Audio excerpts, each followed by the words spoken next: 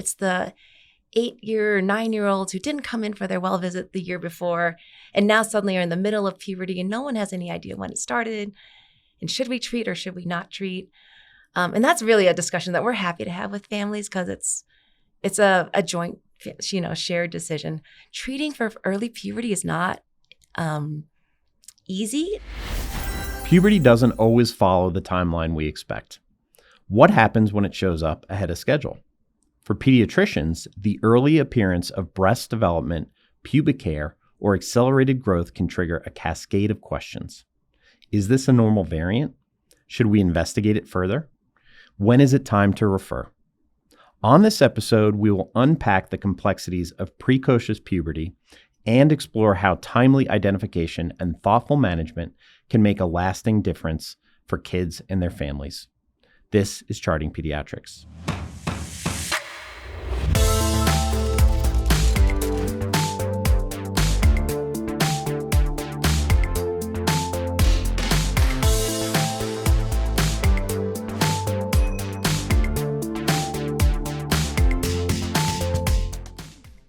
To create clarity, we are joined by two experts, Drs. Stephanie Hsu and Clare Parker.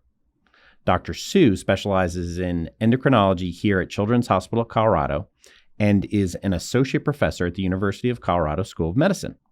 Dr. Parker is a pediatric endocrinology fellow. Stephanie and Clare, welcome to the podcast. Thank you. Thanks for having us. So why don't we start out by defining normal puberty? So puberty is to us this very exciting process where a child grows into more adult physiology capable of reproduction. It's a little bit different, the timing and length of it for girls and boys. So for girls, the average age of starting puberty is 8 to 13. And I think that 8 is a little bit lower than a lot of people recognize. So 8 is a normal time to start. And then it follows this sort of typical progression over 3 to 4 years. So starting with thelarchy or breast budding, progressing to adrenarchy. So that's really the adrenal glands waking up. And then followed by the growth spurt. So that median age is like 11 and a half for that. And then ends in menarche or first period. In an average well-nourished population like the US, the age will be about 11 to 12 on average. But by age 15, most girls have had their period. So there's some variation in that. And then in boys, it starts a little bit later, lasts a little bit longer, as probably everyone's seen anecdotally. So boys, it starts more normally in that 9 to 14 range. So we say starting puberty before 9 is early for boys. And then it lasts about 4 to 5 years. The first sign would be the growth of testicular development. So we say 4 cc's or more would signal the start of puberty, 4 cc testis size or more. And then you see scrotal changes then. And then that's followed by adrenarche for boys, and then their growth spurt, which is a little bit later. It's like 13 and a half for boys on average, and then sort of reaching final male genitalia by like 15 and a half. So I was reading that it seems like maybe some kids are developing a little bit earlier in general. And what do we think is happening there? Yes. Okay. So worldwide, kids are going through puberty earlier. JAMA in 2020 had a landmark study showing that for girls specifically, the average age of thelarchy, so breast budding, is decreasing by 3 months every decade since the 1970s. And this is worldwide. So yes, it's definitely happening earlier. Also for boys, although less data there. And there are a lot of different theories. The 4 things I think about are 1, the obesity, increased adiposity, because we know this global obesity epidemic is increasing, and we're seeing the average age of puberty decrease sort of in conjunction with that. But it doesn't explain the full picture. Something getting a lot of interest would be EDCs, or environmental disrupting chemicals. We need a lot more data on that, but they're in everything. There are BPAs in our water bottles, there are phthalates in our shampoos, and even those air fresheners, which is why every time I'm in an Uber and I see that air freshener, I'm like, dang it. But they're everywhere. And so those have been linked to earlier puberty. There's some conflicting data though, so we definitely need more research in that area. Psychosocial stressors actually are linked to earlier puberty. So stressors, adverse childhood experiences, even environments with racism, all of those have been linked to earlier puberty. And then lastly, we're getting more data on this, but sort of the fetal environment. We know that adverse fetal environments epigenetically reprogram metabolic pathways. And so there are some newer studies showing that's linked to both increased adiposity and earlier puberty. So it sounds like things are shifting a little bbit earlier in general, but are we still using the same cutoffs that we've used historically in terms of defining precocious puberty? Yes. And this is important to cover because in 1997, I think it was, they sort of had this first paper showing that Black girls are going through puberty earlier. And that's borne out in later studies that we definitely know Black girls and Black boys are starting puberty earlier than white peers.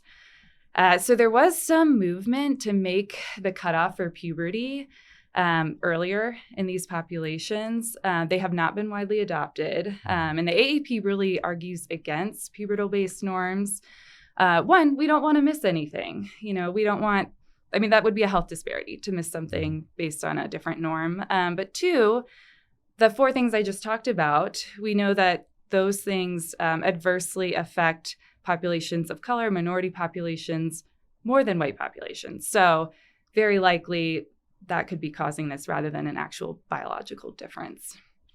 One fact that really sticks out for me in that is with the environmental disrupting chemicals, Black people, on average, 49% of them use a hair product or personal care product with known EDCs compared to 7% of white people. So I think all of those factors are likely playing a role. Okay, so for girls before 8 is defined as precocious puberty, right? Even though, in certain populations like Black populations, it's more likely that someone may develop earlier. We are still defining it as 8. Yes. And for boys, we're defining it as before 9. Yes. Okay.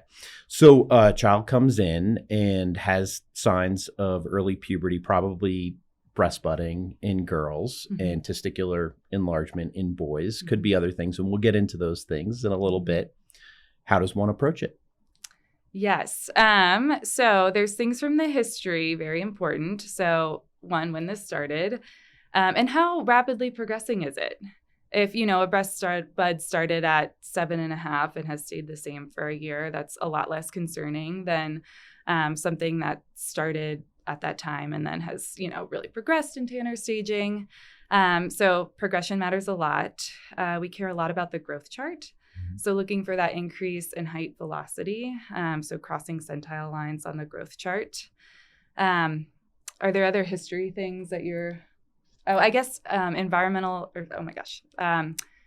hormone exposures. So are the parents using any hormonal products? So like testosterone gel, which can transfer by skin, or estrogen creams, or even potential ingestion of OCPs. So things that could be leading to pubertal changes that aren't true puberty. Yeah, and I always feel like girls are tricky when they are a little bit pudgy because you can't really tell. There's something in the chest area, but not sure if it's really breasts or is it just a little adiposity. And the exam sometimes is even hard for both of us. Yeah. Even with my 25 years, I'm like, yeah, sometimes you just really can't tell. And that's where following that growth chart shows it, because they will have some growth acceleration versus if it's just a little extra fat tissue there, they don't grow any faster. They follow their growth chart. And then the boys are just, not that many people are doing a lot of testicular exams, it feels like, because everyone wants to respect privacy. And if the boy says no, they're not going to do it. But that really is that first sign for boys. By the time they've started their growth acceleration, they're already halfway through puberty. And so if no one knows when it actually started, then it's harder for us to know, should we treat it? Should we not treat it? Is there something going on? So what I see in primary care is a lot of people jump to a bone age right away. What do you think is the appropriate approach? Would you kind of follow the patient initially over time? I suppose it depends a little bit on the presentation and the past medical history and family history and those things. But what is a standard approach for someone who may be presenting with early puberty?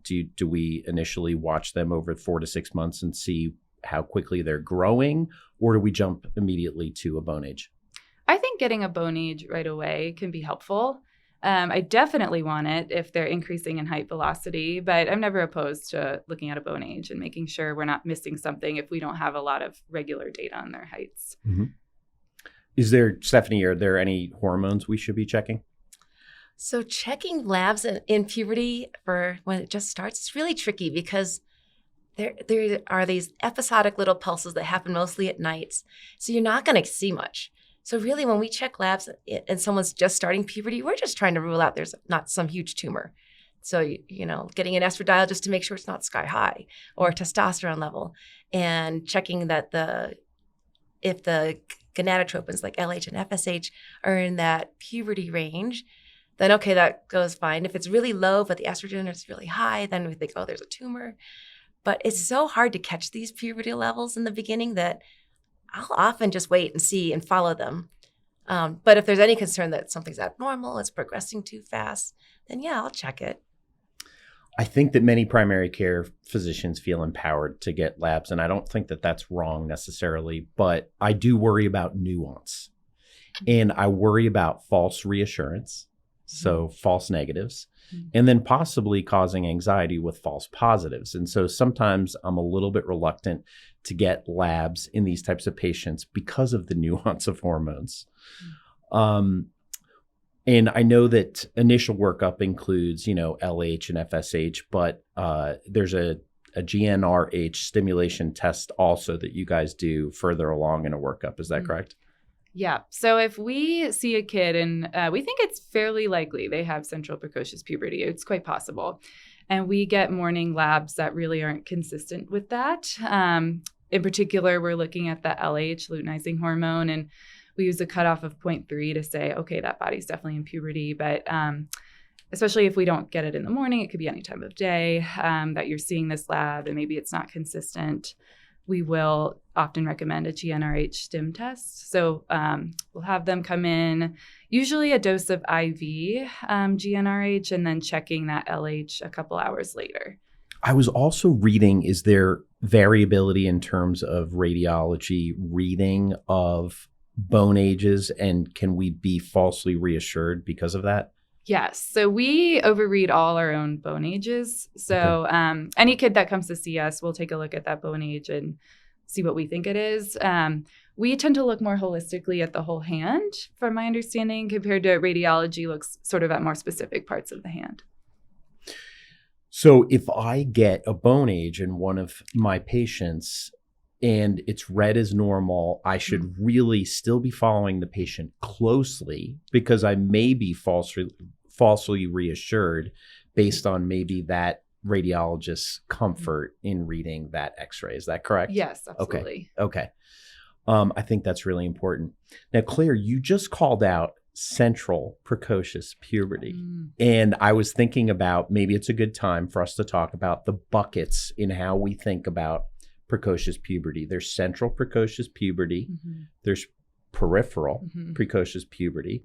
And then there are some benign variants. Is that correct? Yes. So central precocious puberty happens when the brain turns on that HPG axis too quickly. So the hypothalamus pituitary gonadal axis, it happens a little early. So like we talked about, before 8 in girls, before 9 in boys. It's much more likely to be pathologic in boys. So for every boy with evidence of central precocious puberty, we're going to want an MRI looking for intracranial pathology. In girls, it's benign, or it's idiopathic, we call it, like 75 to 80% of the time. So we will get an MRI if they're under 6 years old. But that 6 to 8 age range is sort of ambiguous. Certainly if they're having any neurologic symptoms and we're concerned for actual pathology causing this, and we will get an MRI. But oftentimes you can kind of just follow girls in that time period too. Great. Yeah, the peripheral part is the one we always want to rule out because that's where it could be a tumor making too much hormone. It could be they're exposed to something. And, the whole like parental testosterone creams and gels, we've had like 1-year-old babies come in with enlarged genitalia, and the tests actually look like they've been exposed, but their LH is low. And yeah, it turns out dad was using something. and didn't realize that it transfers by skin. And so just by hugging their kid, loving their kid, passing on some stuff. And then it's really interesting. I'm sure people are starting to hear about lavender and tea tree oil. Some people, we don't know exactly who and why, but it'll trigger the estrogen receptor and signal through that. So I've had boys come in where his older sister got a diffuser for Christmas and she had lavender going through it and oops, it spilled on the carpet.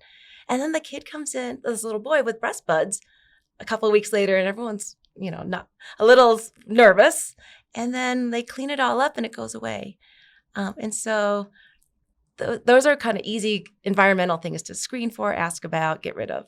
And then we want to make sure there's not some weird tumor happening. There are also some genetic syndromes like McCune Albright, where there's a mutation that signals even though the brain isn't asking for it. And so those kids will pay quick attention to, and we're always thinking about it.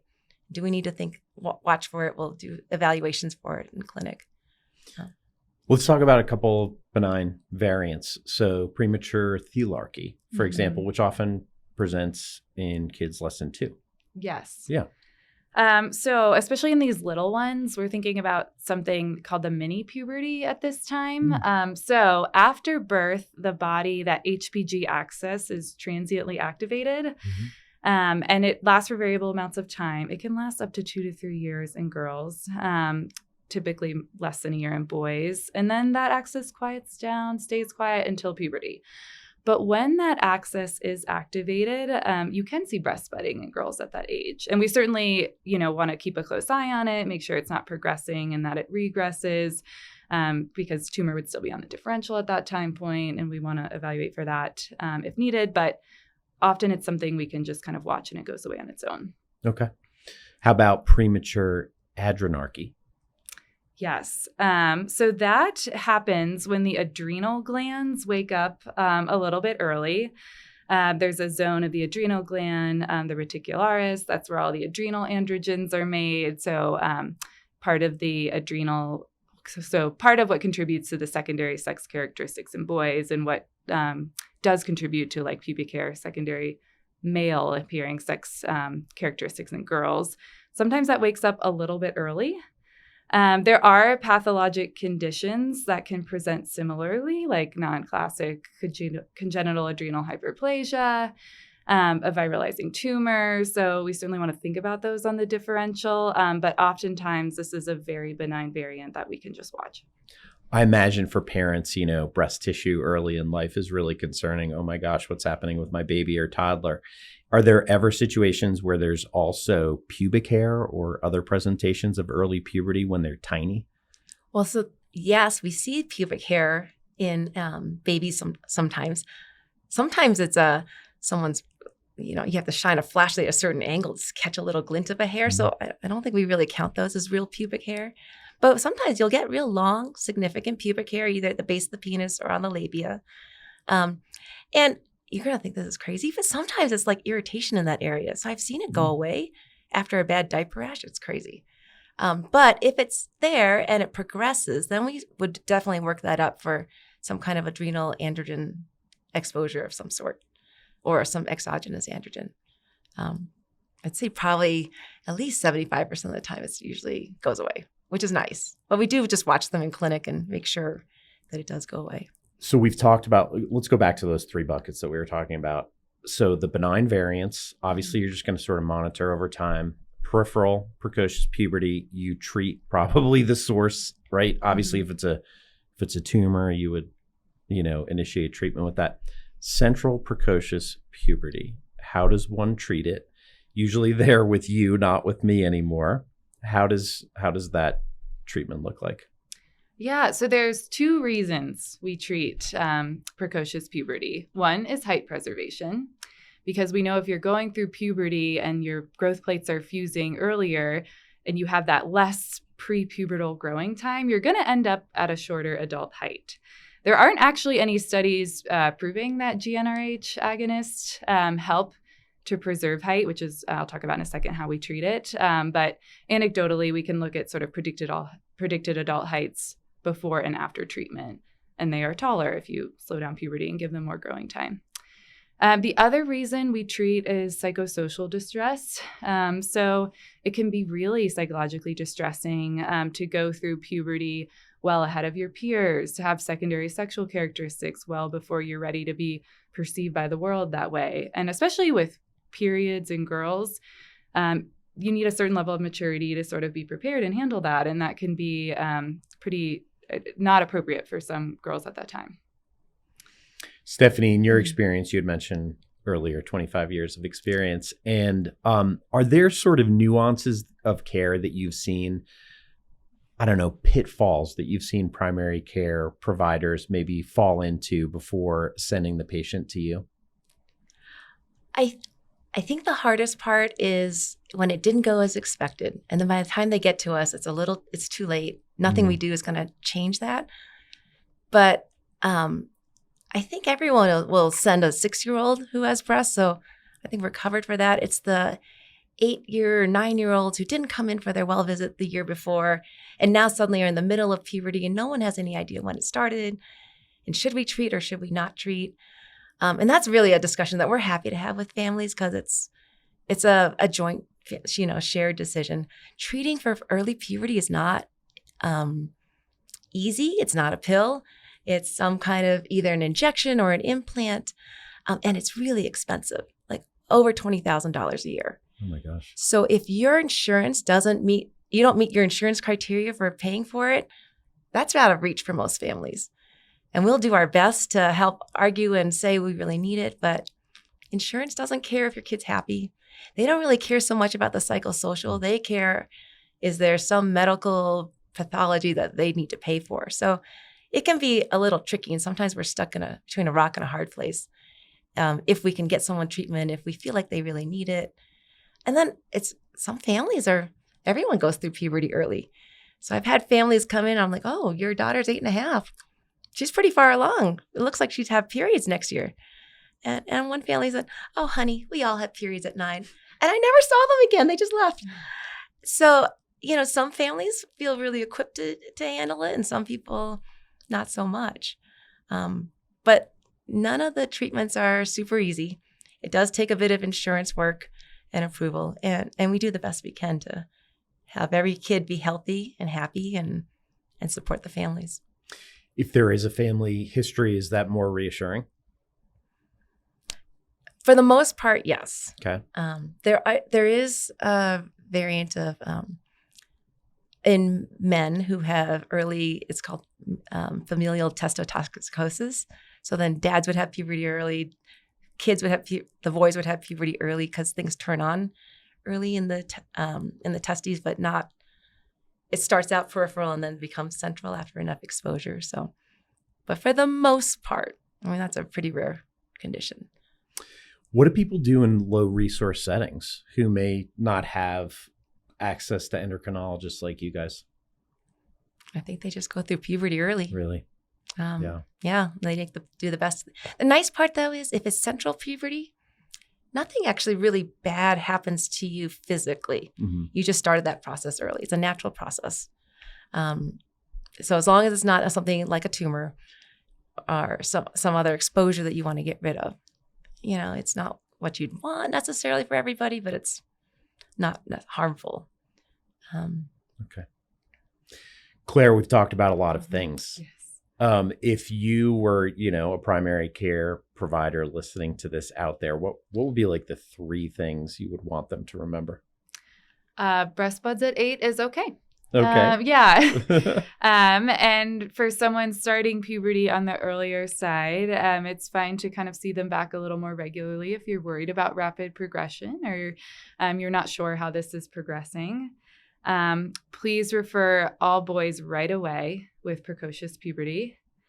And I think paying attention to the increase in height velocity, that growth spurt, when you're evaluating someone in the context of this, can really help distinguish benign conditions from pathologic conditions or things that we should treat. That's very helpful. Great framework. I've learned a lot here. I think access to care is really important for primary care. There are a lot of things that happen in primary care that families may not be aware of what we're actually doing, right? Is there a way to talk to families about the importance of monitoring progression of puberty even before it happens in primary care, and the importance of well visits. Yeah, I think even when I follow someone for short stature, I think, oh, you're going to have a late puberty. I am always very careful to say, but if you don't have a late puberty, and these are the signs we'd watch for that happening, then we need to know. And so that's why I'll make sure they come back in 6 to 12 months. I encourage them to see their pediatrician for those annual exams. Mm-hmm. Even if they're feeling great and they didn't get sick that year, still go in for your annual exam because we really rely on that growth chart. And just do the puberty exam. For girls, it's kind of easy. You could just quickly, as you're listening to their heart, the back, you just put your hand, quickly check, make sure there's no breast sods. It doesn't have to be a big deal.